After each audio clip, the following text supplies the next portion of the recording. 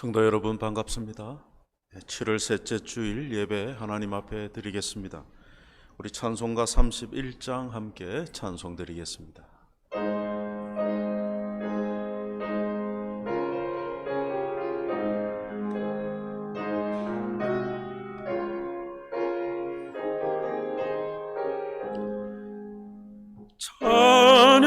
찬양하라 복되신 곳에 주 예수, 백성들아 사랑을 전하세. 경배하라 하늘의 천군과 천사, 주님 앞에 영광을 돌리세. 목자같이 우리를 지키시고 성일 품에 늘 안아주시니, 찬양하라 높으신 권세를 찬양, 찬양 찬양 영원히 드리세. 찬양하라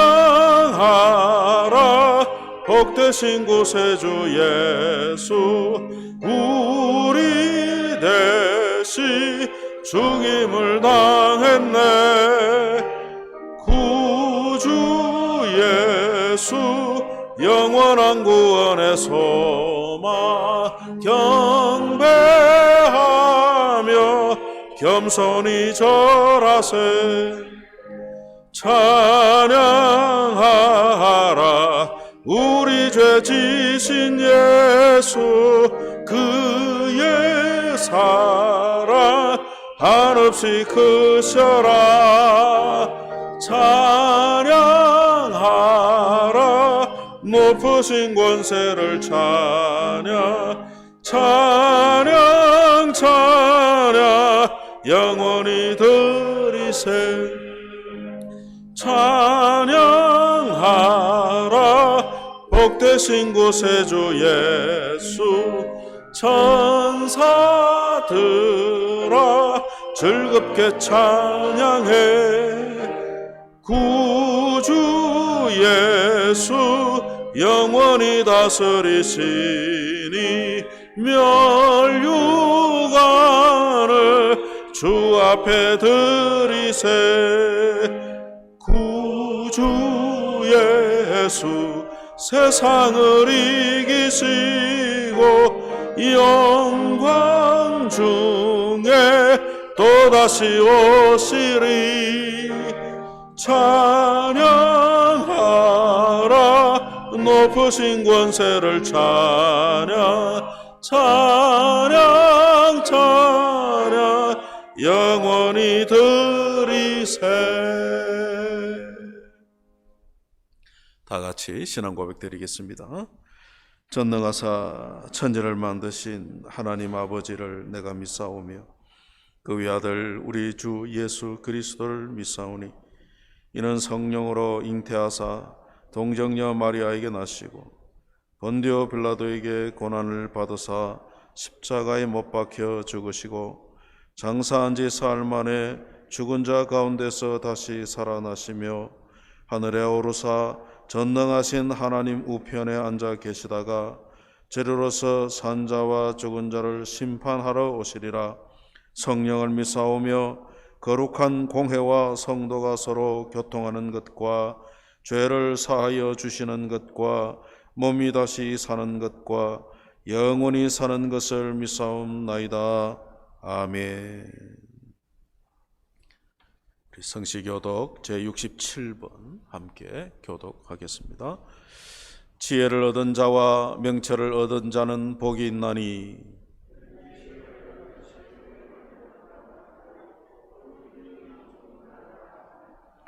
지혜는 진주보다 귀하니 내가 사모하는 모든 것으로도 이에 비교할 수 없도다.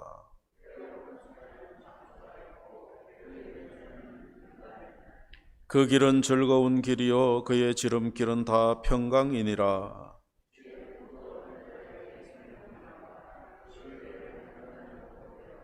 여호와께서는 지혜로 땅에 터를 놓으셨으며 명철로 하늘을 견고히 세우셨고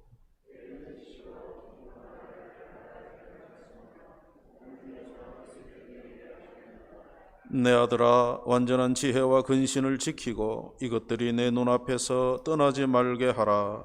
대저 여호와는 내가 의지할 이시니라. 내 발을 지켜 걸리지 않게 하시리라. 아멘. 박 장로님 기도 인도하시겠습니다.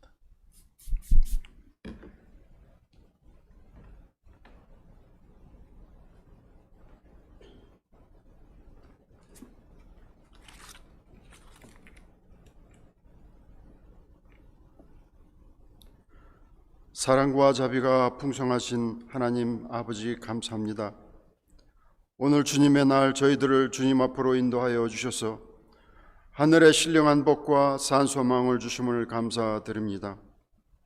이 시간 우리의 속 마음까지 아시는 주님 앞에 우리의 때묻고 일그러진 모습을 고백합니다. 주님의 의로우심 앞에 저희의 흠과 욕심이 드러나오니 자비로운 손길로 감싸 주시고 주님의 사랑으로 새롭게 하여 주시옵소서. 이 시간 저희들이 온 마음과 정성이 오직 주님께만 영광을 돌리게 하여 주시며 이 예배를 통하여 저희들이 믿음의 담대함을 얻게 하시고 주님의 사랑과 축복을 받는 시간이 되게 하옵소서. 말씀을 읽고 듣는 중에 깨달음을 주시옵소서. 말씀을 전하시는 최춘수 목사님께 영육간의 강건함을 주시고 하나님 말씀을 잘 전하게 성령님 함께하여 주시옵소서. 팬데믹으로 인해 가족을 잃고 슬퍼하고 경제적인 문제로 사회적인 문제로 신앙적인 문제로 모두들 어려움을 겪고 있습니다. 능력이 되신 주님께서 마음이 연약한 성도들에게 위로를 주시고 상처로 아파오는 성도들에게는 긍휼을 베풀어 주시고 육신의 질병으로 안타까워하는 성도들에게는 능력을 베푸시어 깨끗이 치유받는 역사가 일어나게 하옵소서. 경제적인 어려움이 있으면 열심을 다하여 일하고 극복해 나갈 수 있도록 지혜와 힘을 더하여 주옵소서. 이 어려운 때에 기도와 하나님 믿는 믿음이 소홀해지지 않도록 지켜주시고 인도하여 주시옵소서. 하나님 아버지, 특별히 저희가 살고 있는 브라질에 복 주시고 모든 경영을 하나님께서 주관하여 주셔서 이 나라가 평안함을 누릴 수 있도록 인도하여 주옵소서. 위정자들이 하나님을 경외하고 두려워하도록 하여 주시고 백신 접종을 모든 국민들이 맞을 수 있도록 은혜 베풀어 주시옵소서. 이 민족의 앞날을 환하게 밝혀 주옵소서. 이 땅의 모든 백성들이 열심히 살게 하시고 정직하게 살게 하옵소서. 하나님을 두려워할 줄 아는 백성들이 되게 하옵소서. 연로하신 우리 부모님들의 건강을 지켜주시고 선하심으로 저 천국의 소망을 가지고 살아가게 하옵소서.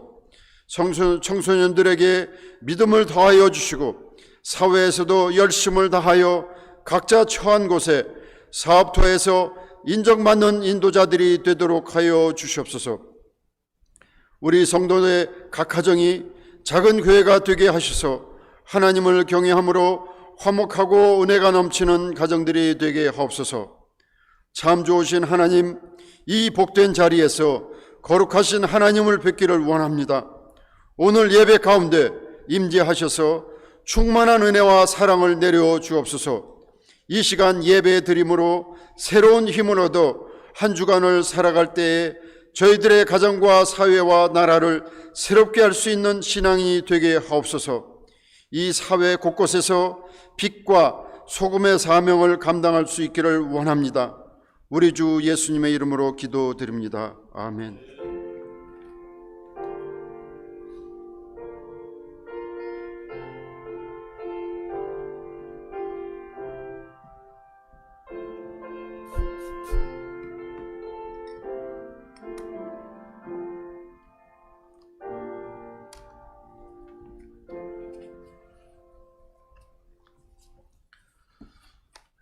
찬송가 221장 찬송하며 봉헌 드리겠습니다.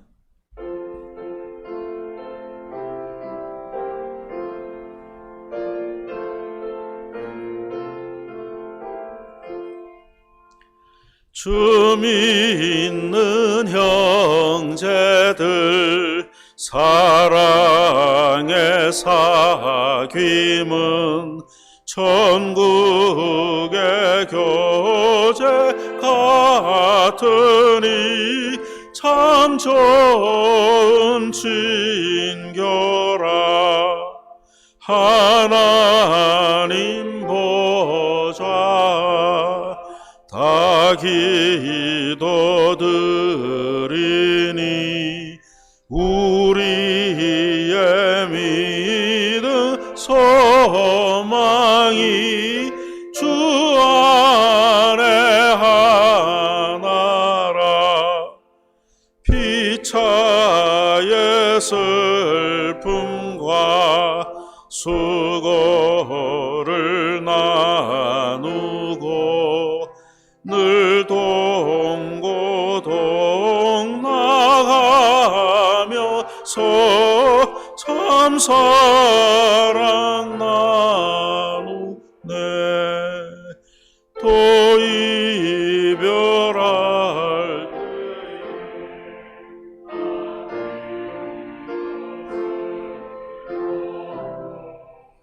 주 안에 교제하면서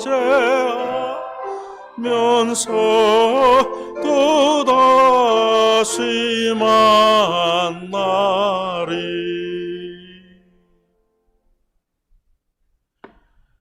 자비로우신 하나님 아버지, 은혜를 감사합니다.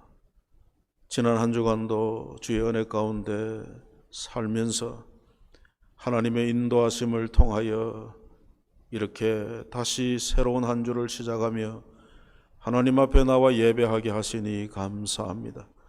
현장에 나와 있는 성도들이나 또 영상으로 예배하는 성도들 가운데 우리 하나님의 선하시고 또 크신 은혜가 넘치게 해주시기를 원합니다.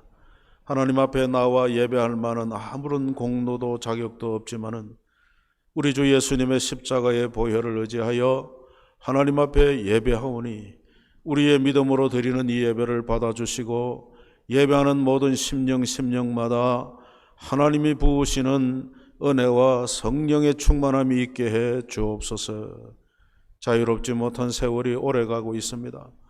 하나님이여 우리를 불쌍히 여겨주셔서 이 모든 질병이 물러가게 하시고 자유로운 일상이 돌아와서 모여 예배하며 기도하며 말씀 공부하는 일이 더욱 수월하도록 우리 하나님께서 역사해 주시기를 원합니다.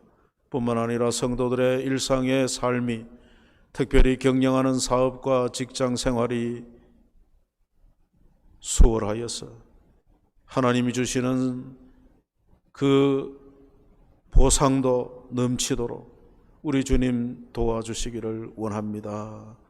육신의 질병으로 고생당하는 성도들에게 치유함을 입혀주시고 또 우리 부모님들 지켜주시고 우리의 자녀들 지켜주셔서 이 한 주간도 하나님의 은혜 가운데 살게 하옵소서. 이제 주의 말씀을 읽고 듣겠습니다. 우리의 영적 눈과 귀를 열어주시고 부조한 목사에게 신령한 은사를 더하여 주옵소서. 예수님의 이름으로 기도하옵나이다. 아멘. 하나님 말씀은 마가복음 1장 40절에서 45절 말씀. 마가복음 1장 40절부터 45절까지를 제가 읽겠습니다. 한 나병 환자가 예수께 와서 꿇어 엎드려 간구하여 이르되 원하시면 저를 깨끗하게 하실 수 있나이다. 예수께서 불쌍히 여기사 손을 내밀어 그에게 대시며 이르시되 내가 원하노니 깨끗함을 받으라 하시니 곧 나병이 그 사람에게서 떠나가고 깨끗하여 진지라. 곧 보내시며 엄히 경고하사 이르시되 삼가 아무에게 아무 말도 하지 말고 가서 내 몸을 제사장에게 보이고 내가 깨끗하게 되었으니 모세가 명한 것을 드려 그들에게 입증하라 하셨더라.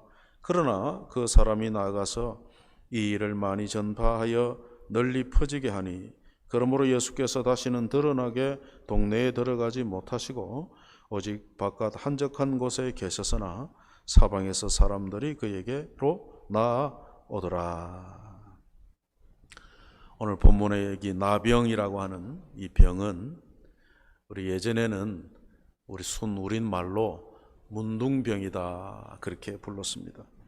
이 병균에 감염이 되면 피부가 이렇게 떨어져 나간다. 그래서 문드러진다 이런 말 있죠. 그래서 붙여진 이름이에요.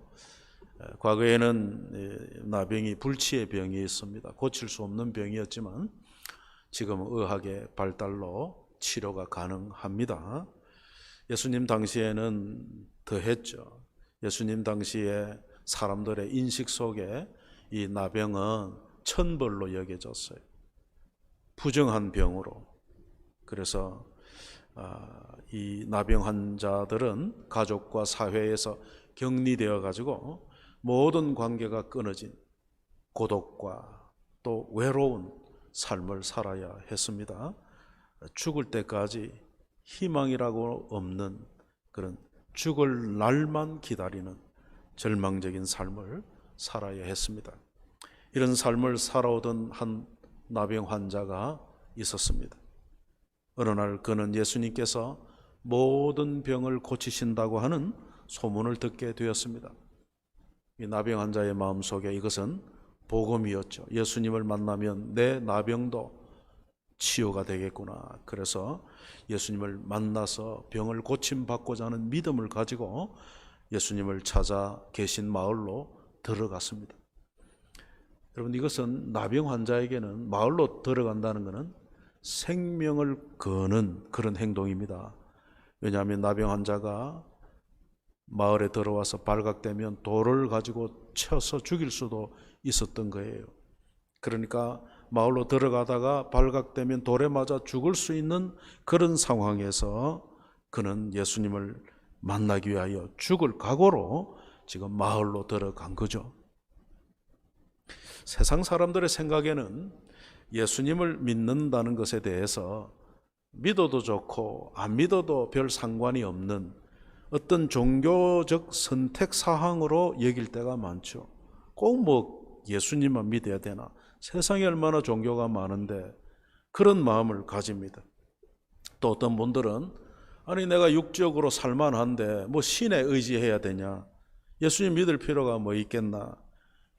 이런 생각을 하거나 내가 지금까지 예수님 안 믿고도 잘 살아왔는데 이제 와서 뭘 예수를 믿겠다고 하는 이런 오만한 마음도 있어서 예수님을 믿지 않죠.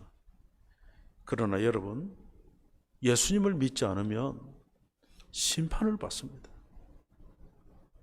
그래서 우리가 예수님을 믿는다는 것은 우리 삶의 모든 것을 걸고 생명을 걸고 믿어야 할 일이라는 겁니다. 이것보다 중요한 일은 우리 인생에게 없다는 사실을 우리는 다 알고 그렇게 믿지만 아직도 이 세상에는 이 진리에 대하여 무지하여 예수님을 믿지 않는 사람들이 많이 있죠. 다시 말씀드리는 반복되는 이야기입니다만은 우리 인생의 모든 공경과 문제는요, 그 뿌리는 죄입니다. 죄. 하나님을 대적하고 하나님의 말씀을 거역한 그 죄가 우리 모든 사람의 문제의 뿌리예요. 그런데 이 죄를 우리 스스로 해결할 길이 없어요. 이 죄 때문에 심판에 놓여 있는 우리가 이 심판에서 벗어날 길이 없다 그 말이에요. 그래서 우리는 어떻게 보면 이 나병 환자처럼 절망적인 존재예요. 우리 인생은 나병 환자처럼 이 어떤 감각이 없는 이 죄에 무뎌져서 죄에 대한 심판에 대하여 모르고 있는 감각이 없는 그런 상태에 있습니다. 죄의 열매인 죽음에 대하여 이 죽음과 심판에 대하여 무감각한 인생을 살고 있는지 모릅니다. 이렇게 우리가 어떤 처지에 있는지도 모르고 살아가는 우리 인생들을 우리 하나님께서 불쌍히 여기셔서 예수님을 이 세상에 보내시고 예수님의 십자가와 부활로 우리의 구주가 되게 하시고 예수님의 십자가와 부활을 믿고 예수님을 나의 구주로 믿는 자에게 하나님께서 죄와 죽음과 심판에서 구원을 얻도록 하신 거예요. 예수님을 만난 나병 환자는 예수님께 무릎을 꿇었습니다. 무릎을 꿇고 원하시면 저를 깨끗게 하실 수 있나이다. 그렇게 겸손히 예수님께 간구했어요. 우리 예수님께서 그를 보시고 불쌍히 여기셔서 내가 원하노니 깨끗함을 받으라 하시면서 그 환자, 나병은 부정한 병이라 가까이 할 수도 없고 손을 댄다는 것은 상상도 못할 일이지만은 예수님은 그에게 그 거룩한 손을 얹으시고 깨끗함을 받으라고 말씀하셨습니다. 그 말씀을 듣고 나자 즉시로 나병 환자의 그 병이 깨끗하여졌습니다. 여러분, 믿음으로 구하는 자의 소원을 우리 예수님은 응답해 주십니다. 요한복음 14장 13절 14절에 너희가 내 이름으로 무엇을 구하든지 내가 행하리니 이는 아버지로 하여금 아들로 말미암아 영광을 받으시게 하려 함이라. 내 이름으로 무엇이든지 내게 구하면 내가 행하리라. 요한복음 16장 24절에도 지금까지는 너희가 내 이름으로 아무것도 구하지 아니하였으나 구하라 그리하면 받으리니 너희 기쁨이 충만하리라고 약속하셨어요. 기도하면 응답하시겠다는 약속이죠. 그러므로 우리가 예수님의 이름을 의지하여 하나님 아버지께 기도해야 합니다. 요즘같이 어려운 삶에 놓여 있는 우리 모두는 속히 자유로운 때가 오기를 기도해야 되고 우리 가정과 교회와 또 이 브라질 땅을 위해서 또 멀리 있지만 우리의 조국이 되는 대한민국을 위해서 기도해야 합니다. 나병은 부정한 병이라 그랬죠. 그래서 가까이 가지 못하는데 예수님께 믿음으로 생명을 걸고 나온 그 환자가 고쳐지기를 구할 때 예수님께서 손을 대시고 고쳐주셨죠. 말씀 한마디로 그를 깨끗하게 해주셨습니다. 불쌍한 영혼을 사랑하시는 우리 예수님의 그 사랑의 모습을 볼 수 있을 뿐만 아니라 말씀으로 나병을 치유하시는 능력의 주님 되심을 보여주는 사건입니다. 여러분, 우리 예수님은 사랑만 가지신 분이 아니에요. 사랑만. 저는 우리 아이들을 사랑합니다. 그런데 때로 아이들이 내게 뭘 요구해 올 때 내게 능력이 없어서 못 해줄 때가 있어요. 그런데 우리 예수님은 사랑만 가지신 분이 아니라 사랑도 무한한 사랑이 있으실 뿐만 아니라 우리의 모든 형편과 처지를 아시고 도우실 수 있는 능력을 가지신 주님이라는 사실을 우리는 믿습니다. 그래서 우리가 이 예수님을 믿고 사는 것만큼 예수님을 믿는 것보다 더 복된 일은 없어요. 그래서 혹시라도 이 자리에 계신 분이나 또는 영상으로 예배하는 분들 중에 아직 예수님의 이 사랑과 능력의 주님 되심을 진심으로 내가 믿지 못한다, 그런 생각이 있다면 우리가 이 시간이라도 예수님을 사랑과 능력의 주님으로 받아들여야 돼요. 그러면 구원을 얻습니다. 우리 하나님께 모든 속한 성도들은 이 구원에 다 이르기를 주님의 이름으로 축복합니다. 그래서 이제 한 걸음 더 나아가서 예수님을 믿고 구원받은 우리 성도들은 구원받은 이후에는 어떻게 살아야 될 것인가 하는 것을 오늘 본문을 통해서 좀 더 말씀을 드리려고 합니다. 오늘 말씀해 보면 예수님께서 나병 환자를 고쳐주시고는 두 가지 엄하게 아주 주의를 주는 경고하는 말씀이 있죠. 그 명령하신 게 두 가지인데 하나는 뭡니까? 다른 사람들에게 이 일을 알리지 말라는 거예요. 또 하나는 너는 바로 가서 제사장에게 네 나은 몸을 보이고 제사장이 요구하는, 율법이 요구하는 그 제물을 드리고 공적인 나았다는 치료, 나았다는 공적인 선언을, 확인 절차를 받으라, 그렇게 명령하셨어요. 예수님께서 치유의 기적을 행하시고 그 일이 드러나지 못하게 하셨다 그 말이에요. 이상하지 않습니까? 이런 기적적 치유를 행했으면 나가서 전파하라 이래야 되는데 예수님이 지금 그러지 말라고 경계하셨다. 왜 그러셨을까요? 예수님께서는 많은 병자를 고치시고 귀신을 쫓아내시고 이렇게 기적을 행하시지 않았습니까? 그런데 이 기적을 행하시고도 알리지 말라고 하신 이유는 뭘까요? 기적이 목적이 아니라는 거예요. 예수님의 기적 자체가 예수님이 이 땅에 오신 목적이 아니라는 거죠. 우리가 앞서도 살펴봤지만은 예수님의 기적은 예수님이 어떤 분이신가를 드러내는 눈에 보이는 증거라 그 말이에요. 그래서 요한복음에는 이것을 표적이라 그렇게 불렀죠. 지난 시간에 우리 예수님이 하신 일들을 살펴보면서 예수님이 이 땅에 오신 목적이 뭐냐면 하나님의 복음을 전하러 오셨다, 천국 말씀을 전하러 오셨다, 그렇게 우리가 살펴보지 않았습니까?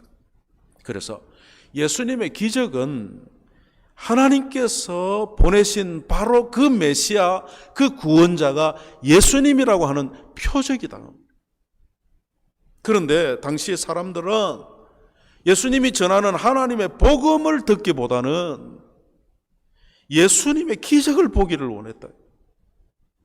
예수님의 기적을 구하는 거예요. 내 영혼이 죄에서 건짐을 받고 하나님 나라 백성 되는 일에 관심이었고 예수님이 행하는 놀라운 그 기적을 보기를 원했다면, 예수님의 구원자 되심을 믿지 못했다면, 그저 기적이나 행하는 유능한 구약의 이사야와 같은 어떤 한 선지자가 왔다 이래 생각해 버린 거예요. 그래서 예수님께서는 예수님이 전하는 구원의 복음을 듣고 그것을 믿도록 하기 위해서 이 일은 알리지 마라. 알리면 오히려 복음을 듣는 일에 방해가 되기 때문에 선입견이 생겨버린다 그 말. 그래서 주의를 줬던 것이죠. 여러분, 이 일은 예수님 당시에만 있는 일이 아닙니다. 오늘날에도 예수님의 복음이 변질되거나 왜곡되어서 예수님의 구주 되심을 드러내는 것이 아니라 오히려 예수님을 믿는 것은 이 땅에서 잘 먹고 잘 살려고 믿는 이런 기복주의 신앙이 되기가 쉬워요. 그래서 예수님의 복음이, 우리 기독신앙이 오해되어서 기복신앙, 해방신학, 번영신학, 신비주의, 체험주의, 혼합주의, 종교다원주의와 같은 잘못된 사상들이 생겨난다 그 말이에요. 예수님의 십자가와 부활은 우리의 구원을 위하여 유일한 사건임에도 불구하고 기독교만 구원이 있어, 다른 종교도 있지, 기독교도 믿고 다른 것도 믿으면 더 좋잖아, 이런 인간의 사상들이 퍼져가지고 기독신앙이 지금 오해되고 있는 일들이 얼마나 많은지 모릅니다. 그러므로 여러분, 우리가 이런 거짓 사상들에 주의를 해야 돼요. 기독신앙 안에 복이 있죠. 기독신앙 안에 번영이 있습니다. 기독신앙 안에 자유의 해방이 있죠. 다 있지만 그것이 주가 아니라 그 말. 주된 목적이 뭡니까? 예수 그리스도 안에서 우리의 죄를 용서받고 구원받는 거예요. 영혼의 구원이. 그래서 기독신앙을 가졌어도 이 땅에 고난받을 수 있는 거예요. 얼마든지. 이것을 우리가 알아야 됩니다. 예수님께서 고침받은 자에게 제사장에 가서 나은 몸을 보이고 율법이 정한 예물을 드려서 제사장에게 증거하라 그랬단 말이에요. 제사장이 볼 수 있도록. 어떻게 이런 놀라운 일이 있을 수 있느냐? 제사장이 깜짝 놀라죠. 예수님이 나를 고쳐주셨다. 그럴 때에 문둥병이 낫는 이런 기적은 하나님 나라에 임한 가시적인 증거라는 사실을 알게 되는 거죠. 그래서 예수님께서 이 환자에게 너 나은 것을 공적으로 확인하라.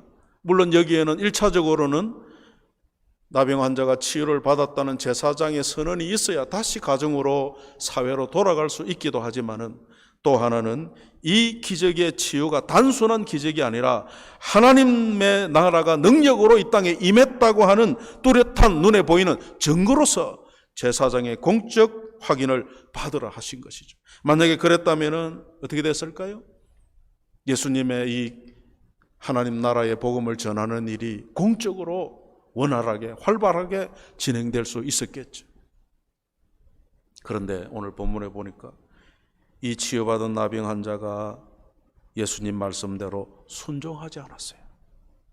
그냥 나가서 그냥 내가 예수님 때문에 문둥병에서 나왔다고, 나병에서 치유됐다고 막 사람들에게 알려서 이 일이 많이 퍼지게 됐다는 거예요. 잘했죠? 잘했을까요? 이해는 되죠. 이런 놀라운 기적을 경험하고 어떻게 입을 닫을 수 있겠어요? 그러나 여러분, 예수님이 알리지 말라 그랬다면 어떻게 돼요? 알리지 말아야죠.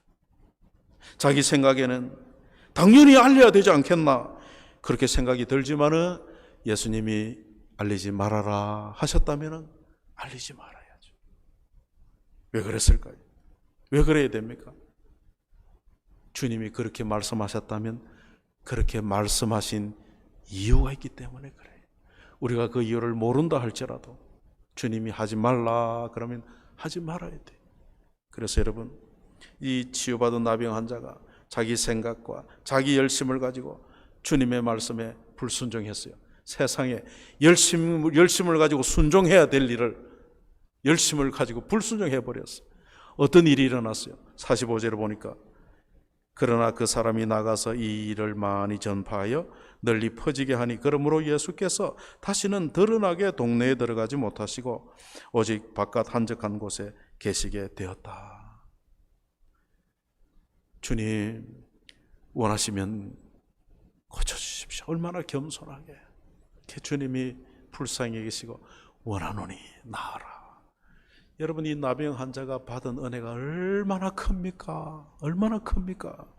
그런데 예수님이 엄히 경계하신 말씀에 순종치 않으므로 이 주님의 은혜에 보답하기는커녕 오히려 주님의 복음 사역이 방해를 받는 일이 되어 버렸다는 사실이에요. 나병 환자의 간증은 예수님을 하나님의 아들로 보지 않고 기적이나 일으키는 선지자점으로 보는 당시의 사람들, 또 기적을 통해 이익이나 보려는 잘못된 메시아관을 가진 사람들을 부채질하는 일이 되어버리고 말았다. 그래서 예수님의 말씀대로 순종했다면 주님은 하나님 나라의 복음에 집중하여 사람들에게 이 복음을 더 전하실 수 있을 텐데, 그냥 예수님의 기적을 보고자 몰려오는 사람들 때문에 주님은 피하여 계셨다는 거예요. 여러분, 우리가 구원받은 이후에 하나님의 말씀을 순종하는 일이 얼마나 소중한 일인지를 알아야 합니다. 우리의 믿음은 열정적인 감정이 아닙니다. 요즘은 사람들마다 어떤 교회들은 이 감정을 막 일으키려고 애를 써요. 여러분, 그런 영상들 보셨나요?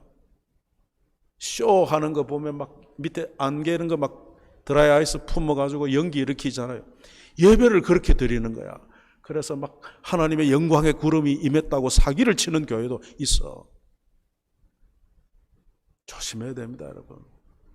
믿음이라고 하는 것은 우리의 감정도 포함하지만은 감정이 아니에요. 믿음에 있어서 더 중요한 것은 하나님의 뜻에 대한 전적인 순종이 믿음이다, 그 말이에요. 하나님의 뜻을 분별할 줄 아는 지혜와 지식이 믿음에 있어야 된단 말이에요. 종교적 어떤 카타르시스, 어떤 열정적인 감정의 경험, 이게 아니라 그 말. 주님이 지금 오늘 본문을 통해서 우리에게 말씀하고자 하는 것은 믿음에는 주님의 말씀에 순종하는 이것이 따라야 된다는. 그래서 우리가 이걸 알지 못하고 내 생각과 내 고집에 빠지고 그것 가지고 믿음 생활한다고 하면 이것은 잘못된 믿음이다 그 말이죠. 그리고 또 한 가지 알아야 될 것은 구원은 결론이 아니에요. 우리가 구원을 받았다 그랬을 때는 결론이 아니야. 구원은 시작인 것입니다. 무엇에 대한 시작이에요? 이 땅에 사는 동안에 하나님의 말씀대로 살려고 하는 출발이라. 구원받지 않은 사람은 하나님 말씀대로 살지 못하잖아. 근데 구원을 받고 보니 하나님의 뜻이 무엇인지를 알게 되고 그 뜻을 살게 되는, 그 뜻대로 순종하게 되죠. 그래서 구원 받았어 이제 끝났어. 그게 아니에요.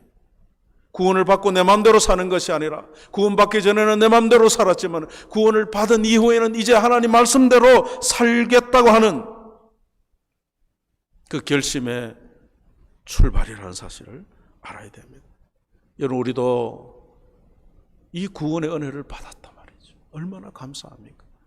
그런데 혹시라도 내 생각과 내 고집에 빠져서 하나님의 뜻을 불순종하여 하나님의 영광을 가른 일이 없는지, 내 삶이 잘못되어서 복음을 전하는 일에 방해가 된 일은 없는지 우리는 살펴볼 필요가 있습니다. 내 뜻대로 내 주장대로 해놓고 하나님의 영광을 위해서 했습니다, 이런 변명을 하면 안 돼. 자기 합리화예요. 그래서 사도 바울도 그런 경험이 있죠. 자기는 유대인으로서 열심을 품고 예수님 믿는 사람들을 잡아 가두려고 했지만은 그것은 하나님을 위한 일이 아니고 오히려 하나님을 대적하는 일이었다 그 말이에요. 뒤에 깨닫고 사도 바울은 로마서 10장 2절과 3절에 이 뼈아픈 경험을 가지고 이런 경고를 합니다. 내가 증언하노니 그들이 하나님께 열심히 있으나 올바른 지식을 따른 것이 아니니라. 하나님의 의를 모르고 자기 의를 세우려고 힘써 하나님의 의에 복종하지 아니하였느니라. 종교적 열심을 가지고 하나님을 섬긴다고 하는 그것이 자기 의를 세우는 거예요. 내가 이만큼 했어, 내가 이만큼 믿어, 하나님의 인정하는 바가 아니라는 거예요. 그래서 여러분 우리는 하나님의 뜻에 순종하는 것이 우리의 삶의 원칙이라는 사실을 잊으면 안 돼요. 그리스도인은 뭐 하는 사람이냐? 하나님 뜻대로 사는 사람이에요. 하나님 뜻대로 살려고 몸부림치는 사람이라. 그래서 여러분 열심히 하는 것 중요하죠. 열심히 하는 것 중요하지만 더 중요한 것은 하나님께서 기뻐하시는 뜻을 따라 열심히 하는 것이 중요하다 그 말이에요. 이렇게 우리가 하나님의 뜻을 따라 살아야 우리의 인생이 복됩니다. 여러분 우리가 바다 한가운데 지금 배가 파손돼서 작은 조각배를 타고 표류하는 중이라고 한번 상상을 해보십시오. 옆에 있는 사람에게 지금 몇 시요? 이걸 물어야 됩니까? 지금 우리가 어디로 가야 됩니까? 이걸 물어야 되냐고. 정말 중요한 질문이 뭐예요? 우리는 지금 어디로 가야 합니까? 이 질문 아닙니까? 우리의 인생에 있어서, 우리의 삶에 있어서, 우리의 삶의 항해를 함에 있어서 정말 중요하고 필요한 것은 뭐냐? 주님의 뜻을 순종하는 방향이라 그 말이에요. 지금 내가 하나님의 뜻을 순종하는 방향으로 가고 있느냐 아니면 불순종하는 방향으로 가고 있느냐, 이게 중요하다. 내가 뭘 열심히 하는 것 중요하지만 그 열심히 하나님 뜻과 어떤 관계에 있느냐, 이걸 우리가 살펴보지 않을 수가 없습니다. 무엇을 위한 열심이냐, 우리는 이것을 놓치지 말아야 됩니다. 여러분 이단들이 얼마나 열심히 합니까? 이단들이. 우리는 이단을 못 쫓아가, 그 열심에 있어서는. 그러나 그 방향이 잘못되어 있기 때문에 열심히 하면 할수록 어려운 거예요. 방향이 잘못되기 때문에. 그래서 뭐든지 열심히 한다고 되는 거 아닙니다. 죄 짓는 일을 열심히 하면 됩니까? 안 되죠. 그래서 하나님이 원하시는 것을 저와 여러분이 열심히 하기를 축복합니다. 바리새인들은 종교적 열심으로 얼마나 열심히 했습니까?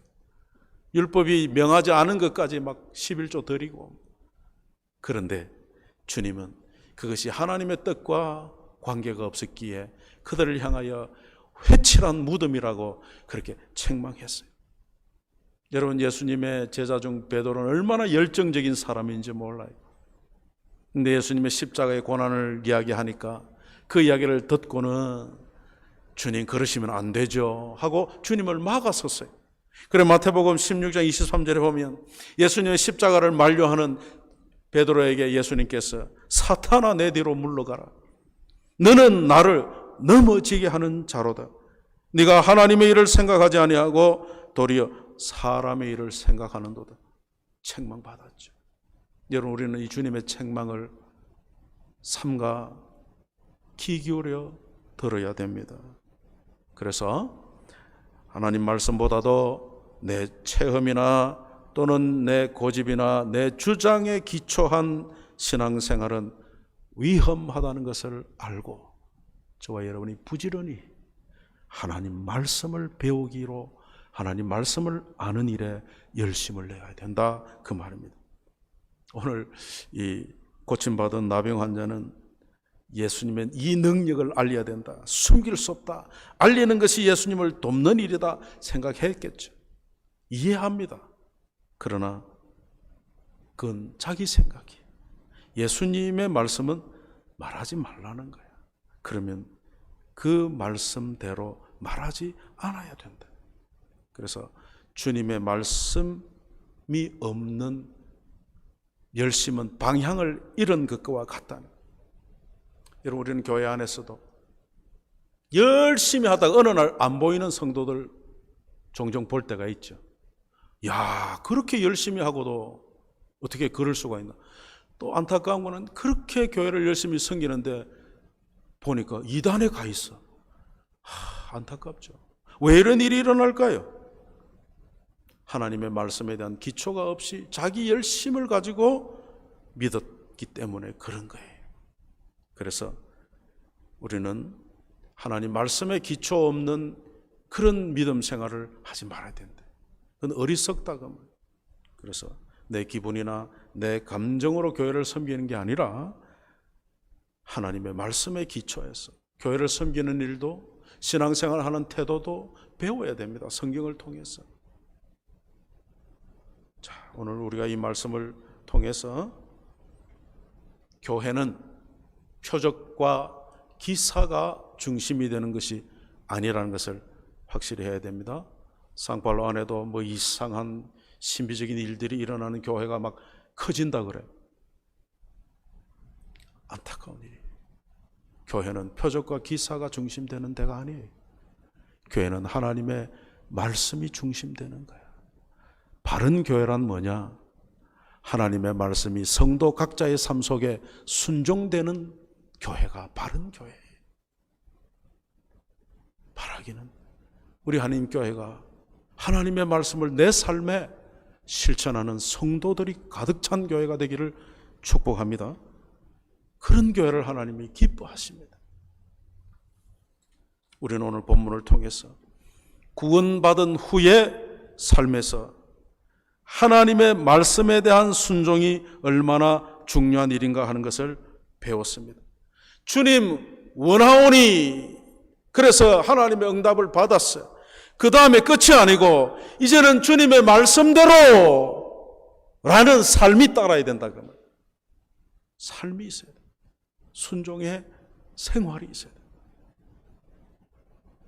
사무엘상 15장 22절에 보면 잘 아는 말씀이죠.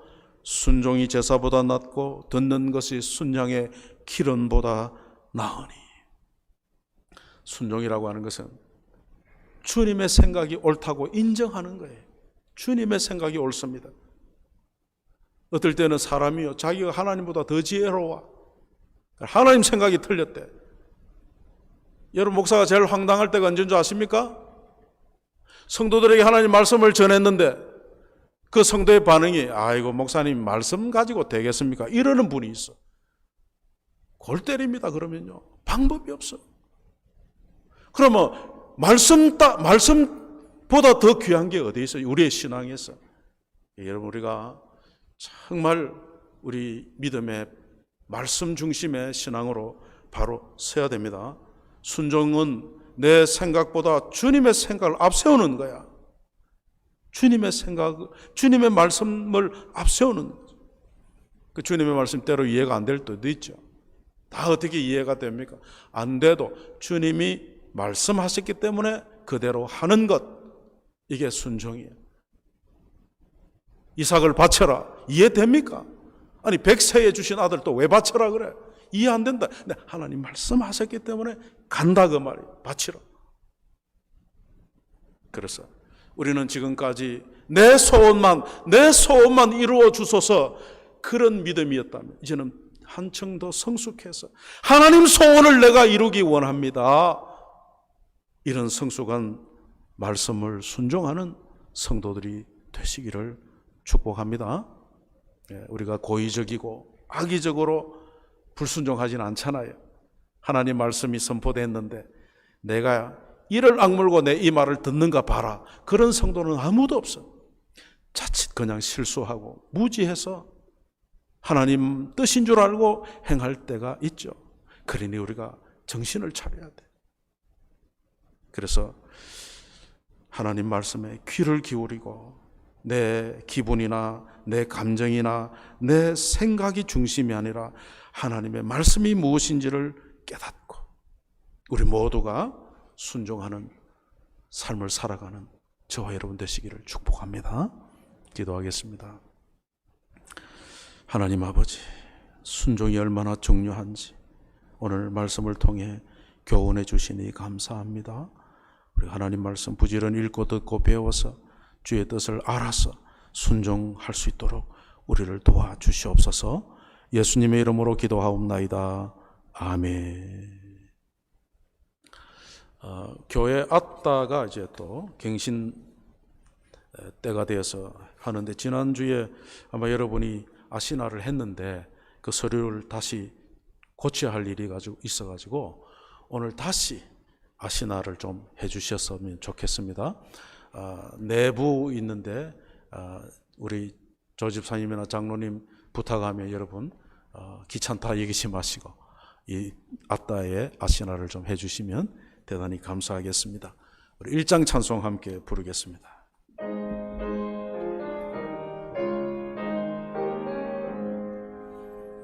만복의 근원 하나님, 온 백성 찬송 드리고 저 천사여 찬송하세. 찬송 성부 성자 성령 아멘.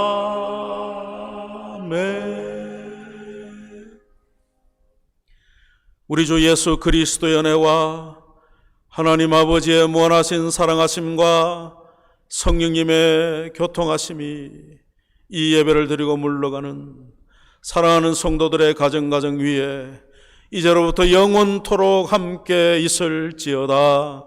아멘.